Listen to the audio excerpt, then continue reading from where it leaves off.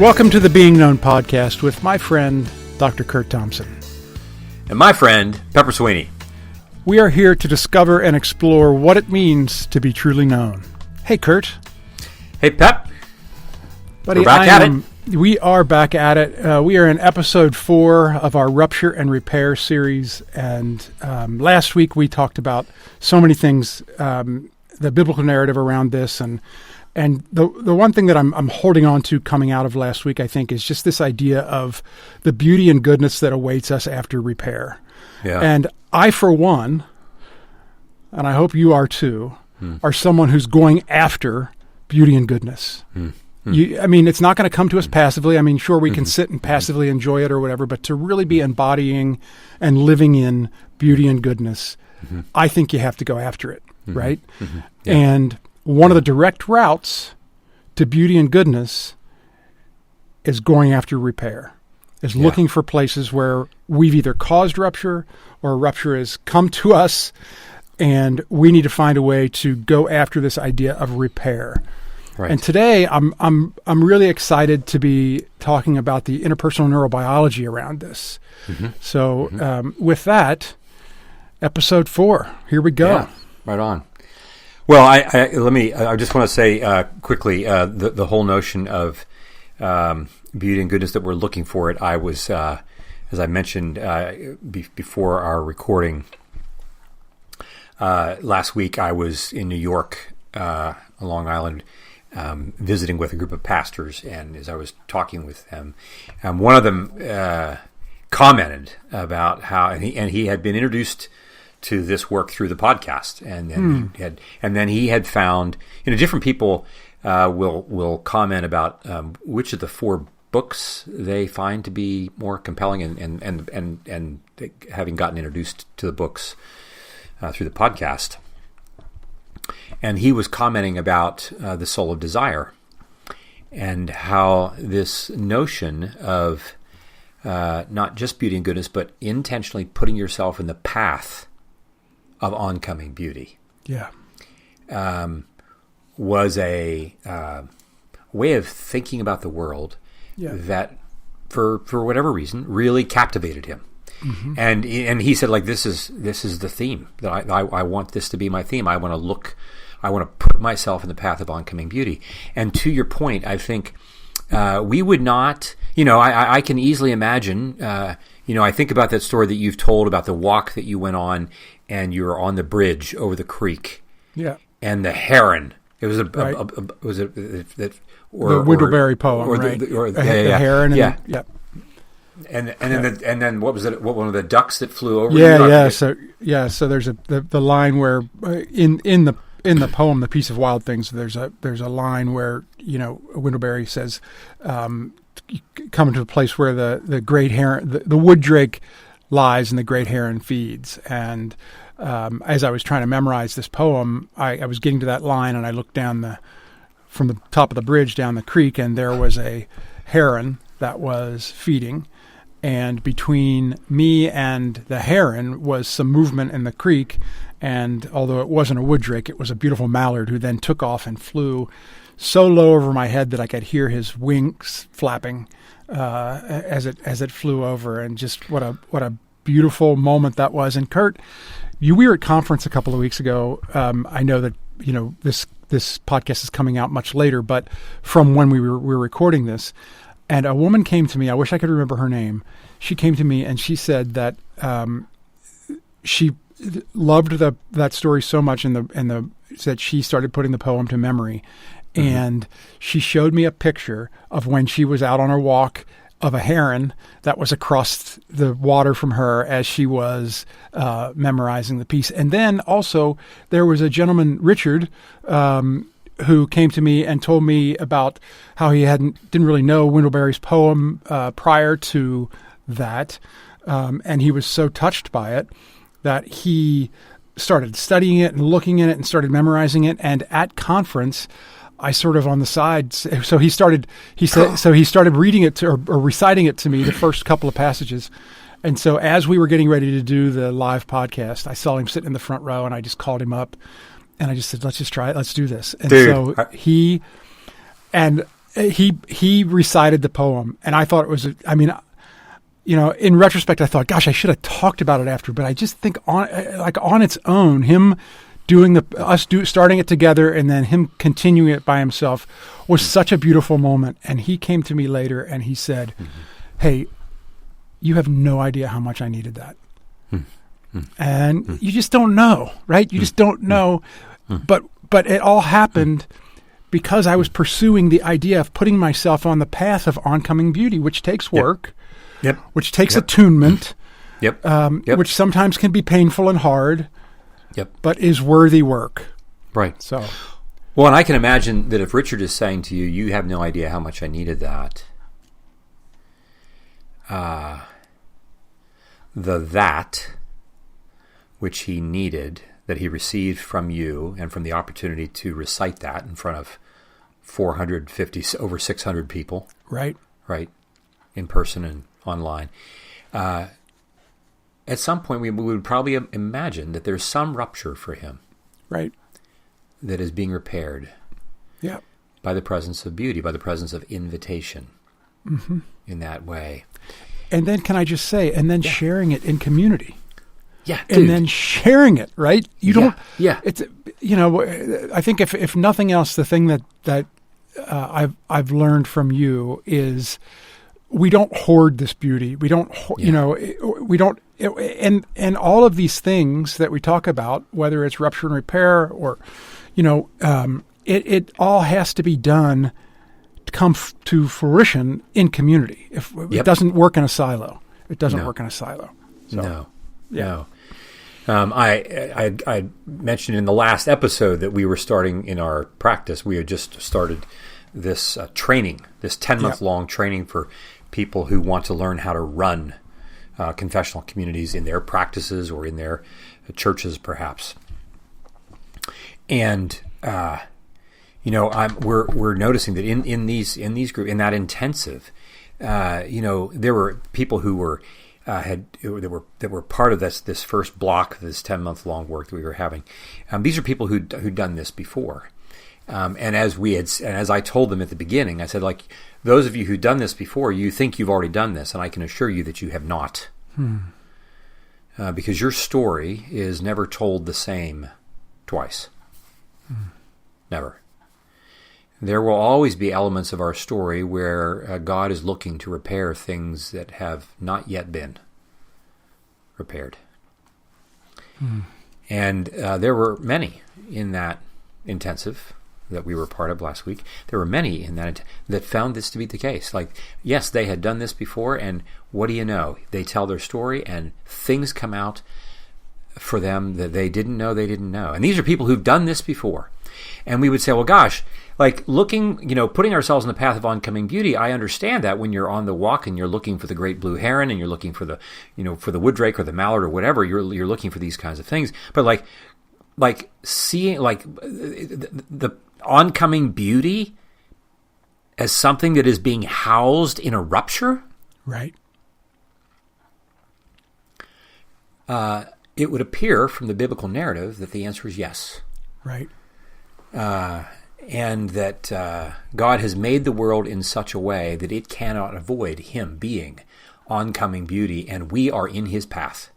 Right. And the question is whether or not we're going to remain on the path when it comes for us, or are we going to go like Adam and Eve? Are we going to go hide in the woods? Yeah. And so it's our own repairs that are necessary, of our own ruptures, while we are also then simultaneously being invited into becoming repairers of ruptures, how that works. And so today we want to kind of take a general overview. We're going to get into more detail about this as we go into some of the particular ways in which ruptures emerge. We'll talk about this over the next, particularly in the next 3 episodes. But today we want to talk about just some fundamental things. We like to look under the hood and how, what are the mechanics? What are some of the general mechanics that we talk about from an interpersonal neurobiology perspective? And the first thing that we want to say, just like in the biblical narrative, just remember that all growth requires some degree of distress/stress placed on a system. All growth requires this, right? There's data that looks at the difference between the resilience in general. Now, the data is not, it's not a completely 100% correlation, but the data that looks at certain viability and resilience that is developed in those babies that have been born vaginally versus those babies that have been born by C-section. This sense that there is a stressful experience of coming through the birth canal. It's hard. That's hard on a baby, but it is not overwhelming for the baby. But it requires work on the baby's part. Like, who would ever want to go through this again? Like it'd be like an adult, like coming through like a 2-foot wide hole, stretching your way, trying to work through that. So from the beginning, growth requires some degree of stress placed on a system. Examples of this, we have long bone growth. We know that swimmers and cyclists, bicyclists, professional cyclists in particular, people who spend a lot of time in which their whole body weight is suspended and in which the femur, the long bone of your upper leg, is not pounding on the ground, the bone density becomes much less in swimmers and cyclists who do that, who are not so the bone, for it to be resilient, for it to be hard, requires a certain stress that is induced. Muscle growth for weightlifting, we've known them. We undergo a certain kind of micro tear that is required of small muscle fibers in order for the fiber to expand and grow. When the fiber is when more of it is asked than what it can deliver, but not too much more, then it expands, the cell wall will fracture, and it gives the cells time to expand, and then we see muscle growth. Mm-hmm.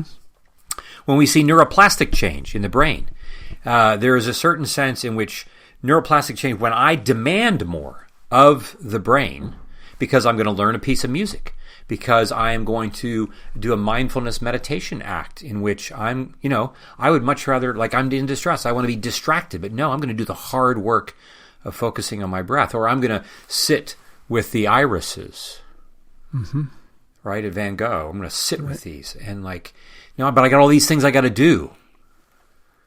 And you of all people have things to do. We do. I'm going to sit. This requires, it's a stress load on the brain that requires work, and there is a certain rupturing of those neural networks as they exist because they're making room for more growth. There's a certain kind of rupture. As we'll talk about in the next 2 episodes, when we talk about oscillating or benign and then limit-setting ruptures, for example, we're seeing how ruptures lead to expansion of life, not to its disintegration, but to its greater integration. And then what we see then that growth is necessarily, it has a certain element to it that is disruptive, right? So a rupture in and of itself, even as we talked about last week, that there is a certain rupture, the first wound in Genesis chapter 2. There is a certain rupture, the purpose of which is growth. And this is built not just into human anthropology, it's also built into our very bone and muscle structure. Now, this is also true in just the nature of kind of developmental growth when it comes to the relationality and the development of the mind. When we talk about interpersonal neurobiology, we like to say that, remember, we remind ourselves that the mind is this embodied and relational process that emerges from within and between brains, whose task is to regulate the flow of energy and information. And that word emergence, that emerges from within and between brains, this is a process that's happening from the moment we come into the world. Every baby comes into the world looking for someone, looking for her, looking for him. But the moment that we make eye contact, right, the work is on, right? The game is on. Because I'm going to be coming into the world and someone is going to hold me and care for me, and they're going to give me the sense of being seen and soothed and safe. But at some point, they are also going to start to place demands on me. Now, when I'm really little, when I'm newborn, infant, I don't even know the demands are being made on me. we're gonna go to church, or we're gonna go shopping, or we're gonna go where, and like they're just gonna pick me up and put me in the car seat. And we're gonna go, and like I don't have any choice in the matter because I'm only like 2 feet tall. So they're gonna place demands on me that I don't even know about. But the more awake I become to myself, the more my prefrontal cortex becomes aware that there is a me and there is a you, and that the me that I want to have what I want to have, and the you that you want to have, like they're different. Right. Now I'm going to start to resist things. And then, I have the memory of as my children were being trained by my wife, so was I being trained by my wife. I'm like watching her do this, and I'm thinking like, hey, that's a pretty good idea what you just did there. I feel like, hey, can I, I'm just going to sit here and take some notes. Right. Right? It's like see one, do one, teach one. It's like she's looking over her shoulder and said, are you watching me, Curt? Are you watching how we do this with children? Like, yeah. Thanks, Mrs. Thompson. This is great. Yeah, I tell people, look, if it weren't for my wife, my kids would probably be dead. Because I mean, like, right. you wouldn't. Okay. I don't know if I've told this story. So, our son is 3 months old, and our daughter is 3 years old, and the four of us, we go for a hike in the Shenandoah, an afternoon hike. We drive out. It's a beautiful fall day in October. We go for like a hike that, might last, like, I don't know, an hour and a half maybe.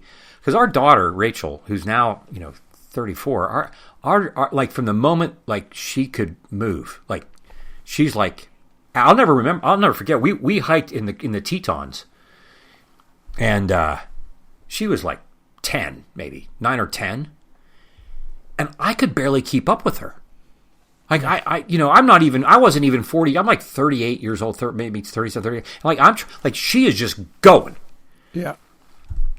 So we go on this hike in the Shenandoah, right, the Blue Ridge, have a great day, and we come back to Front Royal, and we go to a restaurant, the Golden Corral. Nice. We go to a restaurant, and so Nathan had been kind of like in the carrier, like we're on our hike, and Rachel had been going, and Phyllis and we just had a great day. And so we're in the van, and we pull in, and I let Rachel and Phyllis and Rachel out to go in to get a table and get in line and so forth. And I go park the van, and then I come in.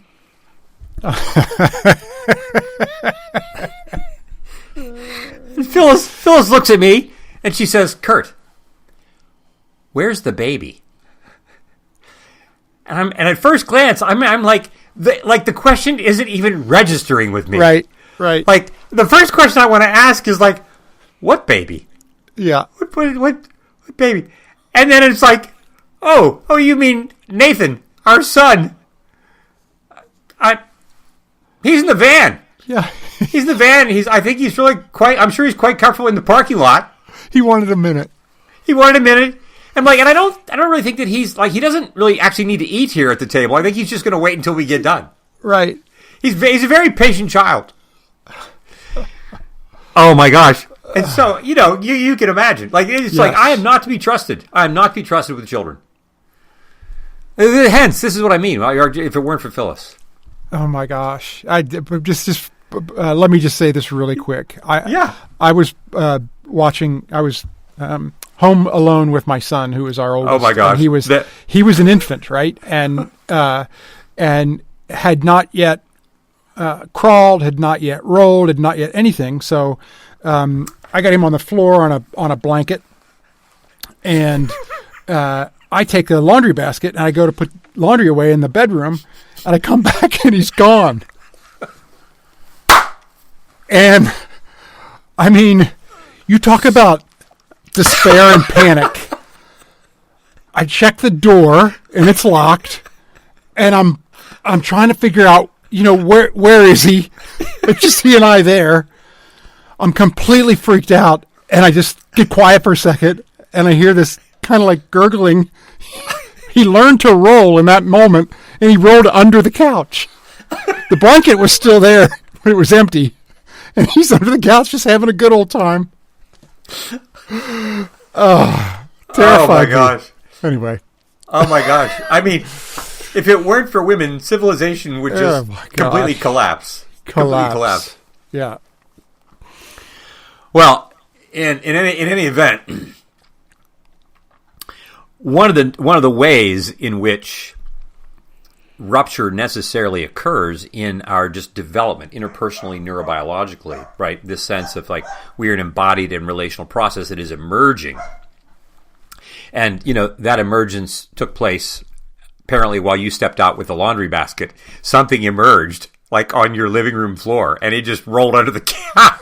That's right. That's right. His emerging personhood took him on a short journey under the couch. Yeah. But this is the thing, right? Kids are moving along at their own pace in the development of their own mind, relationally with you and so forth. And then things start to happen in which the trajectory of that and the expectation that a toddler might have changes. It changes for us as parents. Like, we're just moving along, and there is our 11-year-old and our 12-year-old, and suddenly they become 13 or 14, and they hate us. Right. Where it was just a mere few, like, seconds ago, minutes, weeks, months, years maybe, when we were their hero. Yes. I remember my daughter once said to me, Dad, when did you finally come to a place where you knew everything?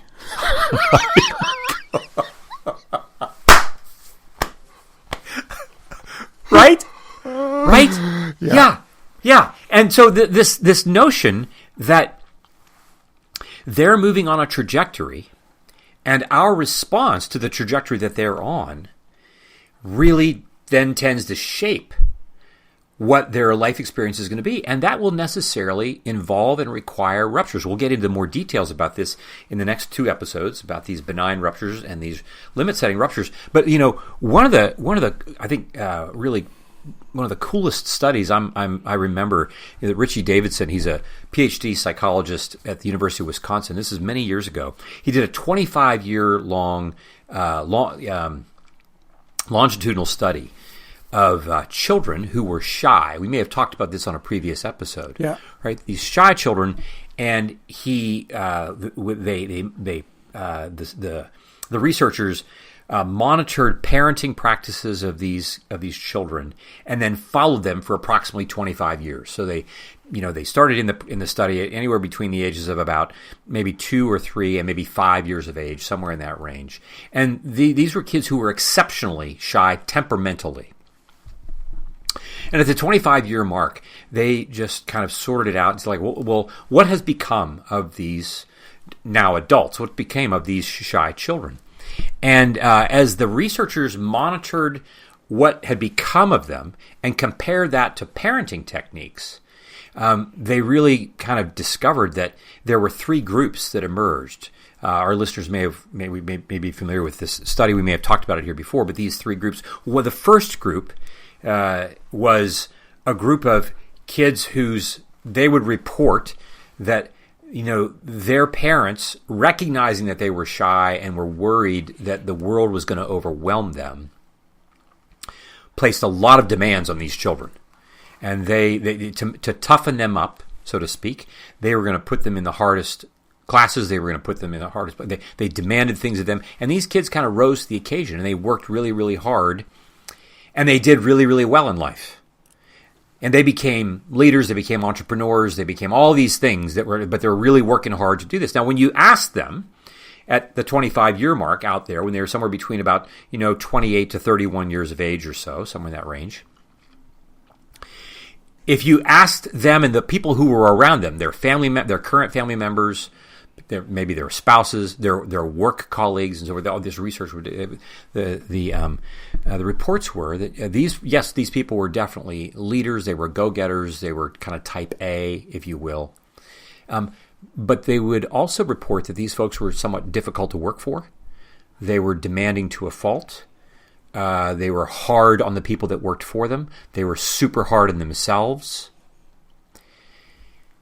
And then when you asked the subjects themselves, what is your memory of growing up in your house? They said, yeah, I remember having been shy and my parents asking a lot of me, sometimes things that I didn't really want to do. was just really difficult. That it was kind of hard for that reason. They asked me to do things I didn't really want to do. The second group was kind of just the opposite, in that these were now adults who were, when they were kids, were reported that their parents, also seeing that they were shy temperamentally, were worried that the world was going to overwhelm them, and they took an opposite tact. Right, their tact was, we're not going to ask the kids to do anything that's going to be too much for them. And so in many respects, these kids grew up to be adults that were emotionally and relationally and situationally crippled. They were folks who were, they weren't always employed. They often were living with their parents. They were often, not that in and of itself is a bad thing, but but this was 30 years ago when this was being done. So that would have been an unusual thing for them. Right. They would have been people who, as employees, were reported to have been difficult to count on, because they weren't necessarily reliable. They were not self-starters. It was difficult for them to do this work. And so it was difficult for their colleagues, but for a different reason, to be with them. And if you ask those folks, those subjects, what was it like? Do you remember? Yes, I remember being shy, they would report. But I also wish that my parents had asked more of me, because I learned to be afraid of the world. Then you get to the third group, and this is like Goldilocks and the Three Bears, and what you really have, what you've got is parents who, recognizing that their kids were shy, actually would place demands on them, but they were attuned. Back to your word of attunement. They were attuned, but they were attuned in such a way that they pushed their kids, but not too far. They were watching, like, where is the threshold beyond which, like, my kid can't really take it. They would demand things of the kid, but not too much. These are kids who grew up to be, some of them were leaders, some of them were followers, but routinely people who worked with them would say, yes, they are a reliable follower, or they're a good leader, they're always asking questions, so they take responsibility for the mistakes that they've made, all these kinds of things. But here's another couple of interesting facts. That group of people, when asked, did not have an acute memory of having been shy as kids. There was something about the way their parents were attuned to them that were pushing them, right? That were actually asking, they were putting stress on the system. There was a rupture. Like, these kids didn't want to do certain things. Right. There's a certain trajectory and routine, but with my shy temperament, but my parents are going to ask me to, there's a certain rupture, if you will. Mm-hmm. It's a shakeup of the trajectory, but my parents were with me in the process. Yeah. We took all these subjects, Davidson took all these subjects, and they put them in a functional MRI scanner, and what they were looking at was the activity of their amygdala, which is often highly correlated with the degree to which children and then adults have shy temperaments and are more wary of the world. Okay. And the reality is that the amygdala on all of them across the board look the same. Meaning that from a fundamental neurobiological standpoint, you would have still expected the kids in the third group, the adults who were in the third group, you would have expected just from the brain standpoint that they would have been just as distressed as everybody else was. But here's what we're seeing, is that the presence of others in the middle of the stress of a rupture in their trajectory, a rupture in their routine, makes all the difference. Yeah. And so we see this in recognizing that when we look at all the 9 domains of integration, we talk about the 9 domains of integration with folks. Each domain requires increased effort, energy, and energy expenditure in order to deepen and to expand. There's necessarily going to be a rupture in the routine.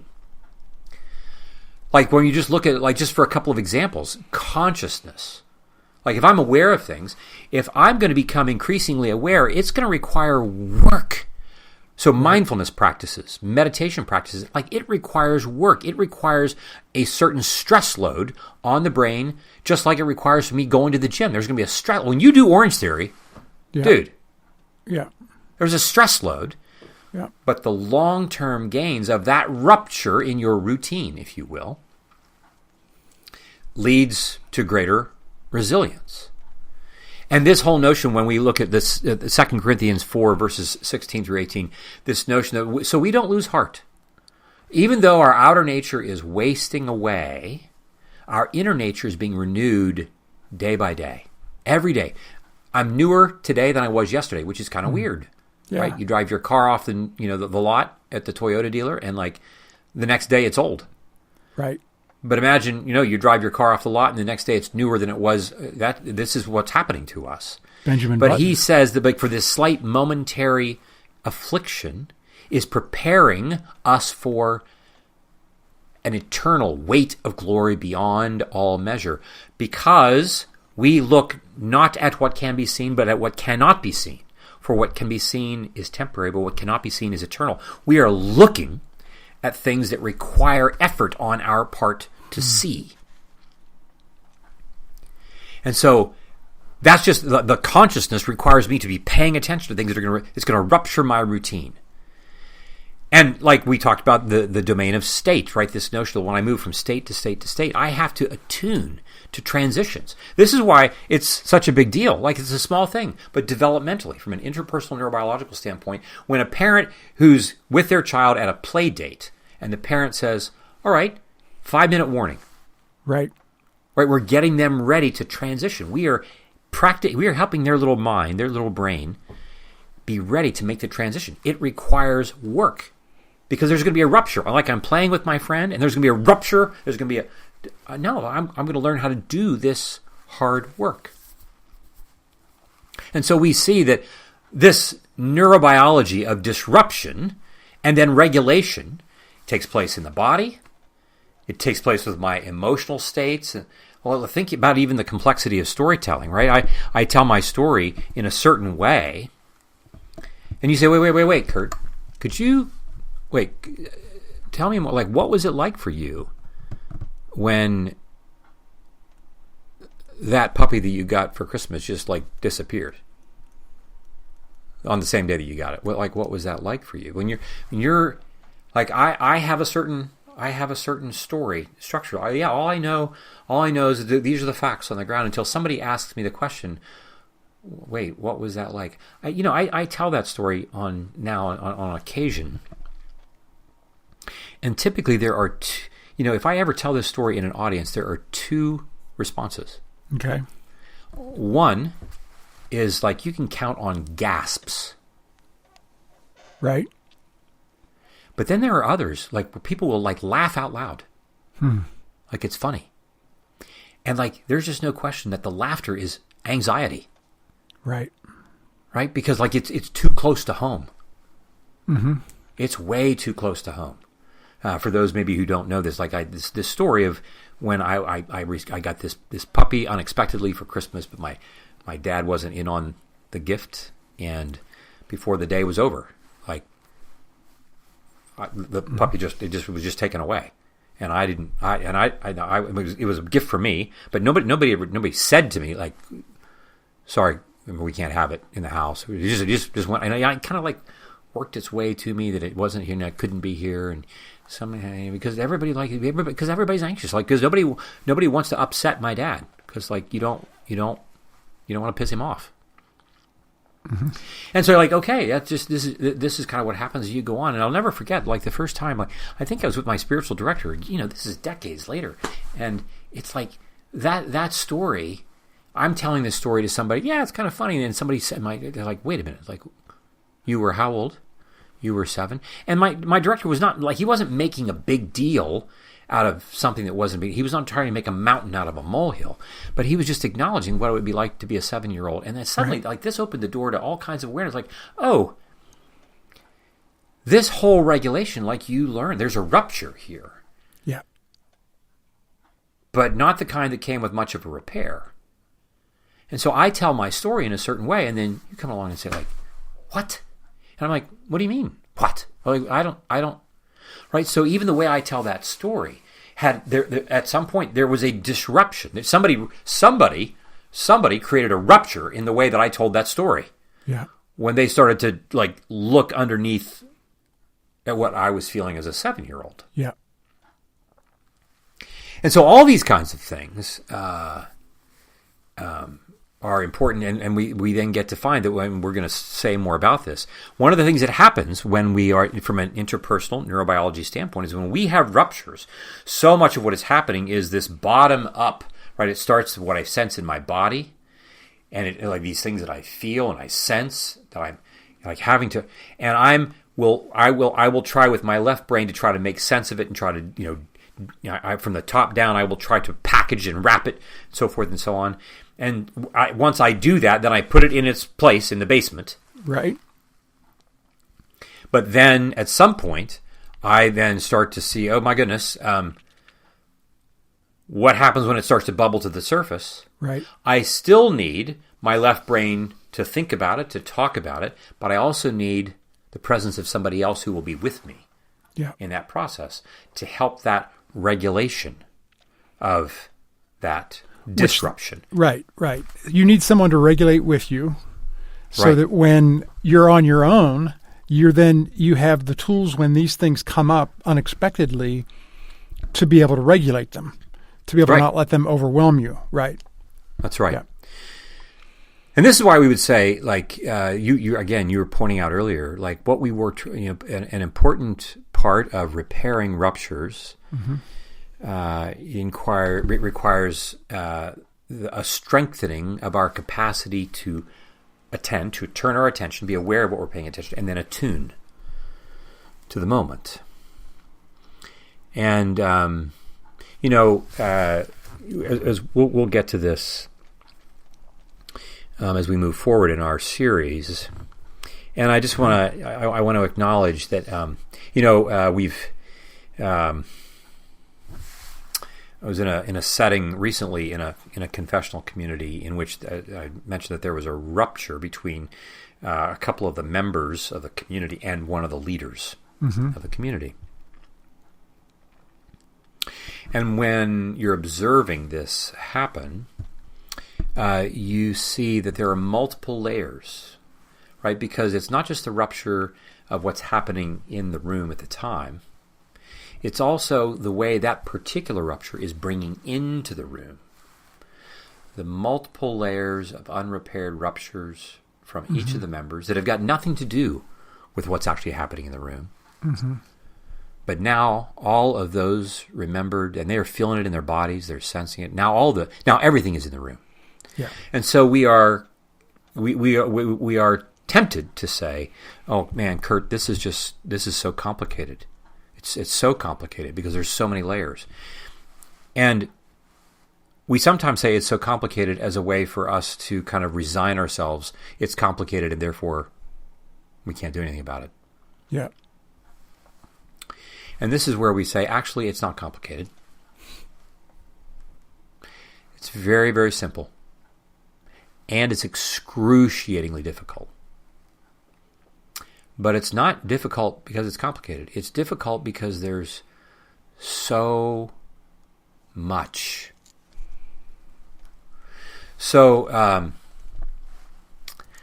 I have one of our folks in one of our groups was telling a story the other day about a friend of mine. He's shoveling stone.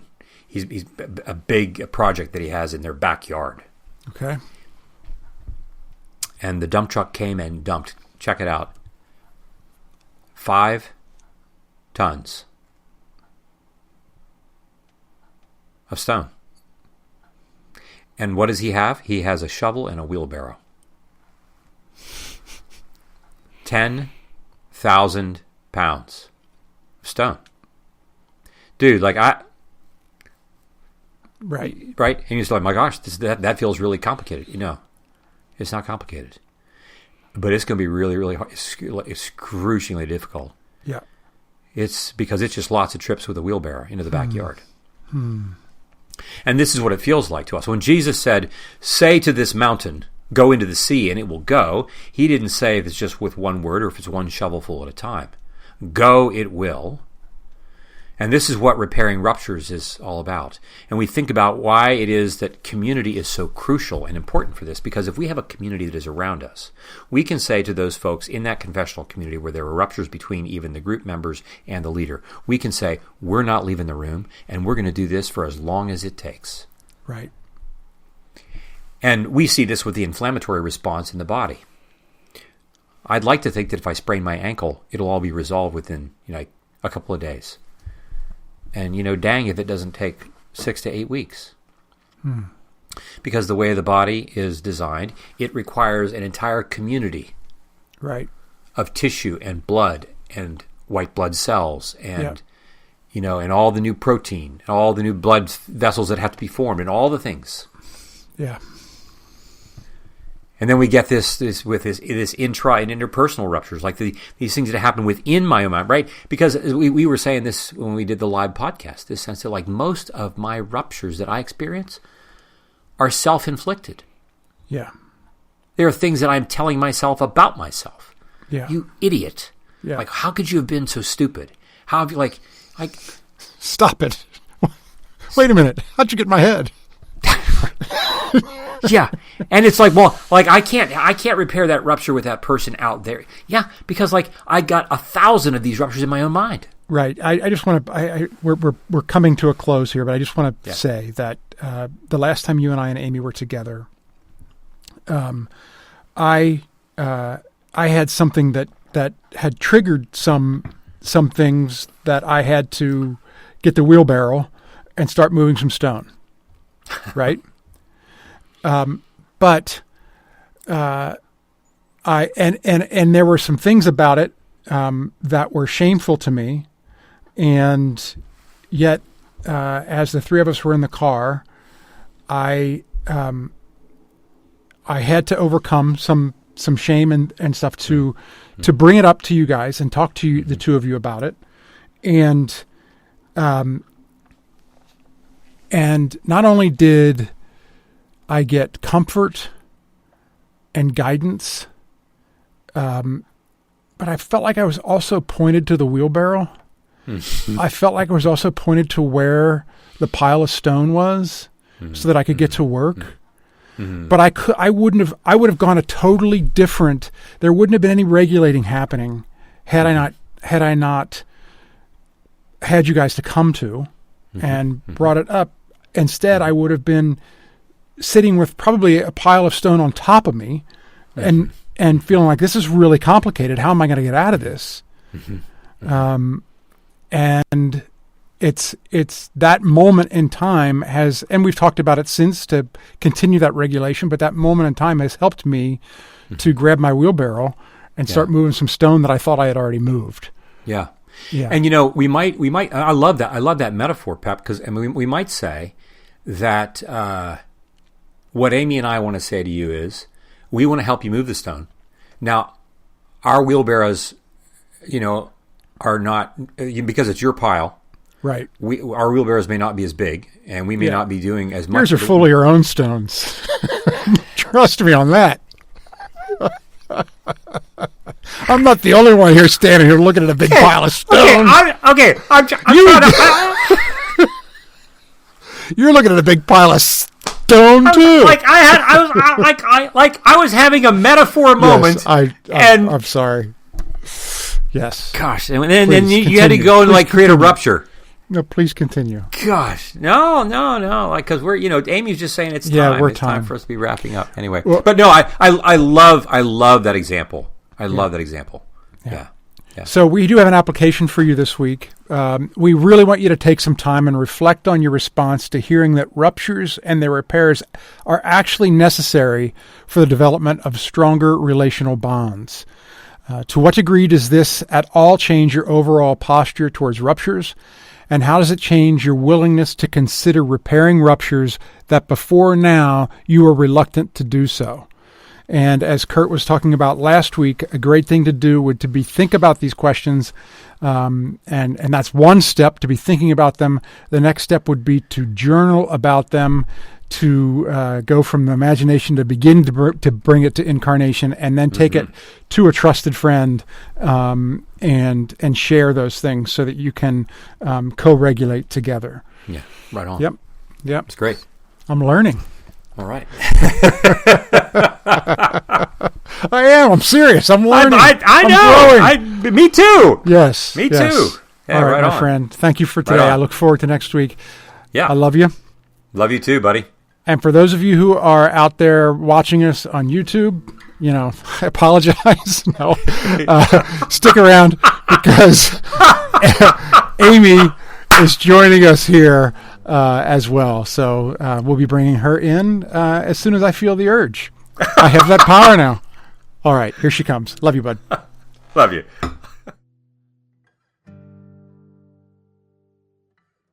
My burden is heavy. Burden is heavy. That's right. That's right. My Your wheelbarrow is so big. Yeah. You've got so many that are heaping You've got so many of our stones in your I wheelbarrow. was going to say, Amy's wheelbarrow, that's not a pile of stones she's looking at. Let me just say. Oh, my gosh. That's right. Oh, my goodness. Oh, my. My burden is heavy. Yeah. My burden is heavy.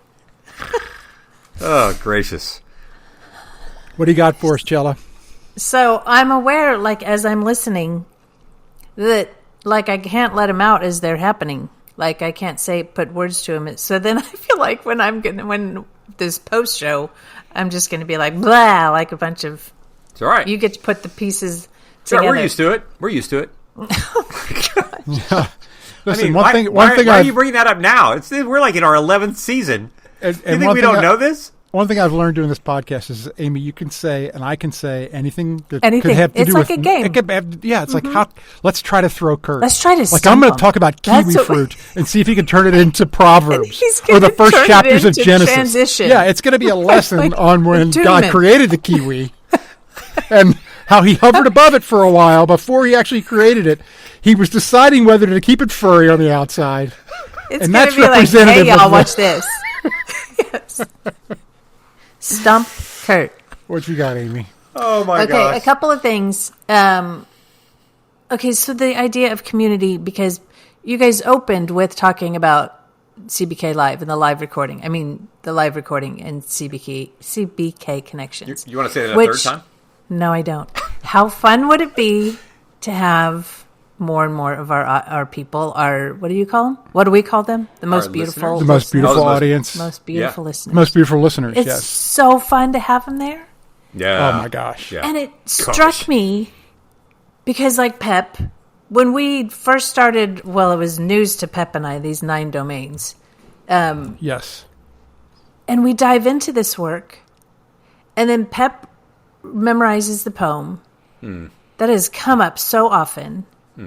And then to be at the live, and was it Richard? Roger? Mm-hmm. Yeah. Richard. Yeah. Delightful guy. It's like us doing this work, we're not doing it for the purpose of affecting Richard. Right. But like the rupture and repair, what we're doing affects everyone around us. Right. Yeah. This is a totally this is this is going to sound like it's belittling what you're saying, but I don't think it is. I had 2 people come to me and say they're doing Orange Theory now. I mean, oh yeah. Why is that belittling? Well, I mean, because it's not as lofty as Windleberry. Yeah, but it's living the life they want to. It's living the life. It's being intentional about, right? Right. Yeah. Right. Well, you're bringing up. You're reminding me of Genesis 1. Here we go. It's got nothing to do with Genesis 1. Okay, that was funny, see? That was funny. Thanks for taking the time. Thanks for taking the time to explicitly note that after 11 seasons, I don't think you've ever said that. After 11 seasons, you've said like, "Oh, that was funny." After like multiple attempts, that's right. Well, he finally completed a marathon. You guys deserve everything you get. I'm just gonna say. Yeah, there's believe me. With you, Chell, like, no, we don't. I can tell you, we do not deserve everything we get.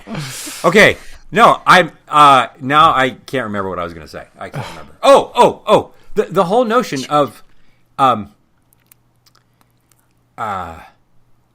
when we're doing this work. So Richard witnesses it, right? He sees this. Yeah. The people have seen the things that are happening, and that whole notion of, we all have longings. When we and sometimes we have longings that we don't even know that we have until we see somebody else demonstrate that. Right. And so I think about this particular season. How many people walk around with the longing of wanting to repair certain ruptures. Yeah. But they're not aware of it because the ruptures have been so buried, or like it feels so remote as a possibility, or they can't. That what we would long for is for them to realize it as a possibility. Listen, I'll say that I grew up with a father who, if he would have learned this work, would have. I mean, the world would be a lot different place. I mean, it just the amount of trauma that he had in his childhood that I later found out about, that he talked to me about and everything. Yeah. But as the amount of that he just literally tried to keep in the basement behind the furnace until it would just because you can't keep it down there. You cannot. No. It will not work. No. And so I think that's been a real inspiration for me to try to work on those things as much as possible and dig them up and find them and find people that will co-regulate these things with me, because otherwise I've seen the other side of it. I've seen that it's what it can do to you on the Yeah.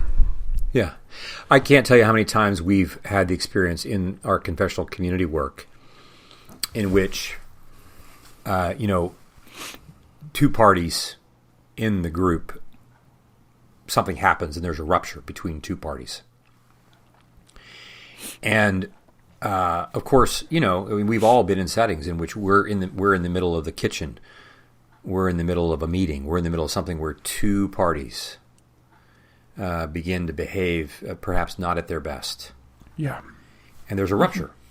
Yeah. And the thing is that the rupture, though we witness it being between the two people, it doesn't just only involve the two people, right? It's vicarious trauma. Like, this is this sense of like, I'm anxious, and we all feel it. And everybody in the confessional community feels it. Like, everybody goes silent. Mm-hmm. We've all been there. We've been there in Safeway when it happens between two people.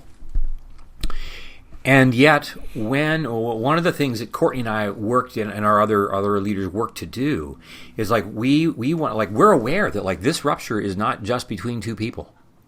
Mm-hmm. This rupture involves everybody in the room. Mm-hmm. So when Dad is angry with one party in the family, like, it's not just between Dad and the one party, right? Right, everybody's. And so, or like, I'll never forget, we were in a setting not that long ago when I barked at one of our friends in our small group that's been together for over 30 years. And I was because I was longing for something from this person. Mm-hmm. And I barked at him, and I said, like, I'm barking at you because, like, there's more that I want, but it was but the way that I expressed my longing was rupturing. There would have been a much better way for me to do this. I could have done it. I could have been softer, but I was kind of like, in the moment, I was just like, no, I'm throwing caution to the wind. I'm just going to do this, and I did that. And sorry for that. But the point is that, like, it wasn't just between me and this other person, right? This is between me and the whole group, because it happened in the middle of the group, right? Right. And so my work to repair was not just between me and my friend. It was between me and everybody in the room. Mm-hmm. Mm-hmm. But the opposite is also equally true. That when the repair happens, when we watch the repair work being done, we are also drawn into the possibility that we also can do repair work in places and ways that we didn't think we could. And for those of us who have stories in which we have been run over by a truck by people who are in greater, as we've said before, who are on the higher end of the power gradient than us, or when we've had with our parents or our siblings or our colleagues or our friends, or like where there's been some rupture or series of ruptures that we get to a point where I don't believe repair can happen. Hmm. Anytime we witness any repair happening, it nudges us closer into hope. Mm-hmm. That we can, that there is hope that we can repair any rupture that's there. But the fact that we're going to do this in community is what gives us. This is why we talk about this. The physics of relational mass effect. That when I'm being carried by others who are going to do this repair work, it enables me to have more comfort and confidence that I can do it too. Mm-hmm. The one thing that okay. let me just say one thing, Aim, before because I know we want to move on. But when I was talking about my dad, the one thing that makes me really sad is he missed out on so much beauty and goodness. Mm-hmm. Mm-hmm. That was right in front of him. Yeah. That was right in front of him. To be had. Yeah. Yeah. Mm-hmm. That's a sad thing. Yeah.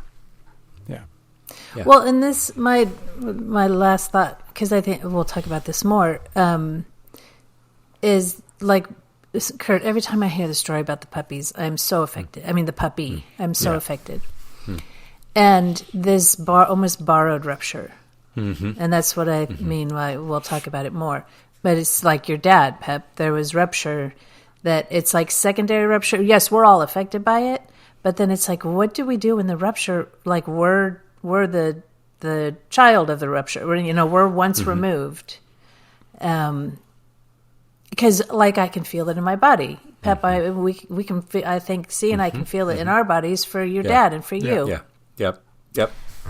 And that's just interesting to me. I am hopeful that we're going to talk a little bit about epigenetics this season. About. Oh, look at you. Epigenetics. Yes. There's a book that you want to look into called It Didn't Start With You.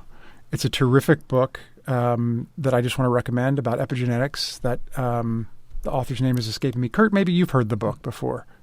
I think I've heard you mention it. I've heard you mention it before, and I think you've mentioned the author's name is Mark Wallen. Mark Wallen, yes. No, it was me that said that. It was me. Yeah. Oh, it was Amy. I'm sorry, Amy. You mentioned it. Right. Yeah. Right. Yeah. Well, I can just say that Pepper, you are clearly no longer nascent in our work. Somebody said that on the news. Somebody said it. I almost texted you too. It is rolling off of everybody's tongues now. You are no longer nascent. Right. Yeah. It's obviously somebody that listens to this podcast because otherwise nobody else would say that word. You're a listener. Yes. That's how you tell. Yeah. Okay. It's exciting work. Yeah, right on. All right, you two. All right. What a great way to spend the morning. All right. Yeah. Love you guys. Thanks so much. Great to be with you. And to all our listeners, look forward to being with you next time. We do. Bye-bye.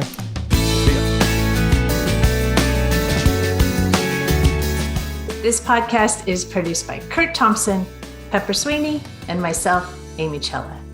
Audio production and editing is by Keaton Simons. Video production and editing is done by Mark Gould. If you'd like to connect with us, you can find us on social media at BeingKnownPod. If you like this podcast, tell a friend. If you love this podcast, tell everyone you know. And please like, rate, and review wherever you listen. Be well, be known.